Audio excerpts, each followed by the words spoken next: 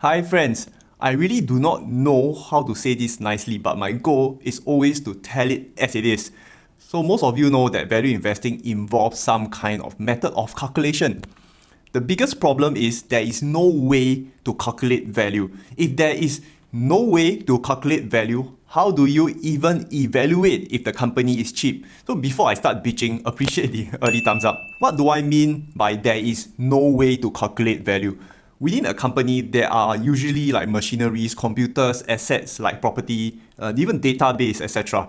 All these have certain value. Yes, I get it. You can go into a company, count every single wire, every single computer part, every chair and table, every machine, and I assure you, your numbers will be wrong. A company may buy a computer, let's say for $1,000.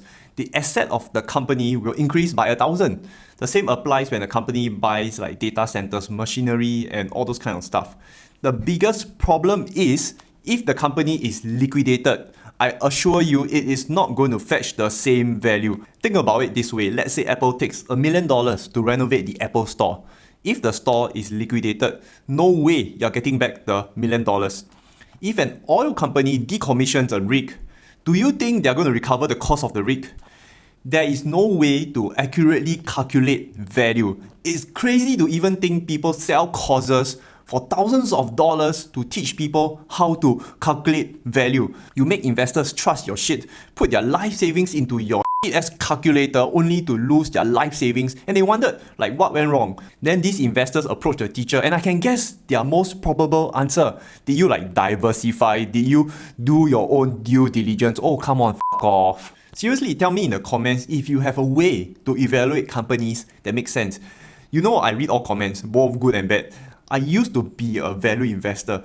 Thank God I moved on with the times. This is not like the 1980s. So in the 70s and 80s, information wasn't like so freely available, and those who had better access to information took advantage of it. It's 2020, man. The internet has connected the world. Warren Buffett's value investing book value PE ratio would have gotten you nowhere and actually underperformed the market. I see comments like, I want to put my money in a safe place.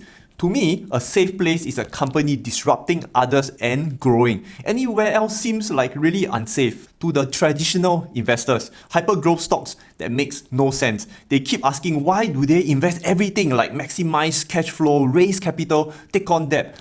To them, they think it's high risk. To me, high risk is not innovating and moving on with the times. To me, high risk is sticking to something you know works and think it will work forever.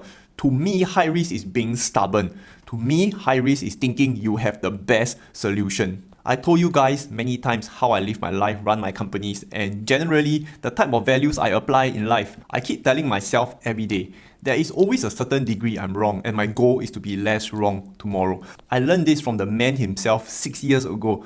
Think it was back in 2014. You know who I'm referring to. This has made me more grateful to the little things in life, looking at the big picture and keeping myself grounded as I climb the ladder of life. So how should one investor approach investing now? It's pretty simple at the same time, like more complicated, but those who get it, gets it. One method is by Chamath. In my opinion, he's one of the best investors out there. Investing 101 is an easy test to figure out which public companies you want to invest in. So do the following, like on the iPhone, setting screen time, see all activities, and week. If you're not willing to own the products you use, then what? The other method is super simple method, and it worked every single time. You see tons of people using the same product or service. Never ever bet against these companies. Think about it, every single company made it. Think Google, Apple, Netflix, Spotify, Tesla, Amazon. It's crazy for anyone to short a company with tons of raving fans. It is absolutely nuts. Look at Zoom stock price now. It doesn't make sense, but because tons of people are using it, the stock price has rocketed to the moon. Concluding this video, those who refuse to change had many missed opportunities and will continue to have more missed opportunities while bitching to the world that companies are expensive. My goal has always been the same, to tell it as it is. I'd rather much be hated by you, at least I made an effort to say what's needed to say.